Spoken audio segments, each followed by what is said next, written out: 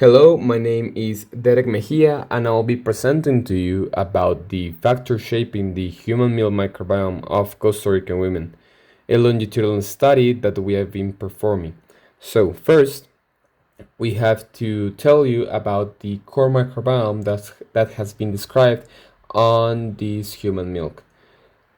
For the human milk, there has been several genera described. Among these, we can count on Pseudomonas, Sphingomonas, Staphylococcus, Streptococcus, Ralstonia, Batriostomium, among others. The importance of this is most focused about the baby's health, that is helpful to prevent diseases caused by dysbiosis of the gut microbiome of our babies, and it is also important as an immunological trainer for our baby's life. So this human milk microbiome is very variable, also affected by several factors described before, like the body mass index of the mother, the antibiotic intake that she takes during the lactation period, or the diet that she's consuming. Also, it has been described before that there's a geographical differences seen on this human milk microbiome. So our focus point is first to describe this human milk microbiome on the Costa Rican women, but also to analyze a possible probiotic capabilities of some of these genera present on the Costa Rican human milk. So, our methodology consisted on the selection of a group of mothers and their babies who signed an informed consent, and some questionnaires about antibiotic intake, about the birth type delivery, the antibiotic intake of the child, among other things important for this study. We also collected the human milk samples on 3 times. The first was on the 2 month of lactation. After that, we collected in 5 months and the 8 months of the lactation period. We assembled libraries based on the DNA that was extracted from these human milk samples, and those were sequenced utilizing the NGS Illumina MiSeq. After that, the sequences were analyzed utilizing bioinformatic analysis performed in CHIME2, 2022.1, and in R.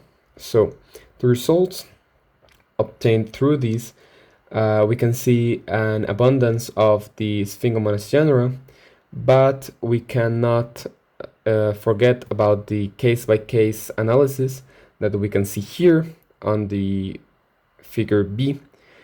It is shown that the Sphingomonas, the one that is the light green part, it is only present on the first trimester, and it almost disappears completely on the second and third trimester. So, like this mother, there is many others that have Sphingomonas just on one of the trimesters. So, for example, there were mothers that have Sphingomonas on the second trimester, but not on the first or the third trimester, or that they have the Sphingomonas on the third trimester, yet not on the first one nor the second trimester. So this case-by-case analysis is not to be forgotten for the different milk samples.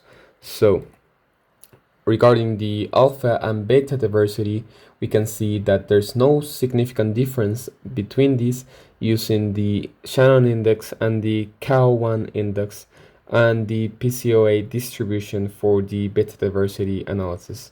So in conclusion, some of the studies that we have read suggest that the high abundance of environmentally described bacteria can be associated with a difference on the diet via the entero-mammary pathway.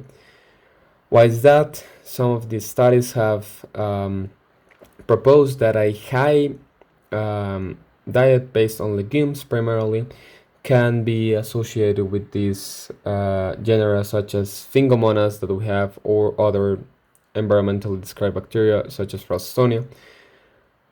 Also, further studies are required to understand the high prevalence of sphingomoniads that we have on Costa Rican milk. One of these could be that we analyze mothers from other regions of Costa Rica, because this study centered on the most urban part of Costa Rica, called the Gran Área Metropolitana. Yet we didn't analyze the most coastal regions or the most rural regions towards the south parts of Costa Rica. So that's one of the approaches we could have for the future in this analysis. Thank you for your attention. I hope to see you soon on the International ICCB Congress.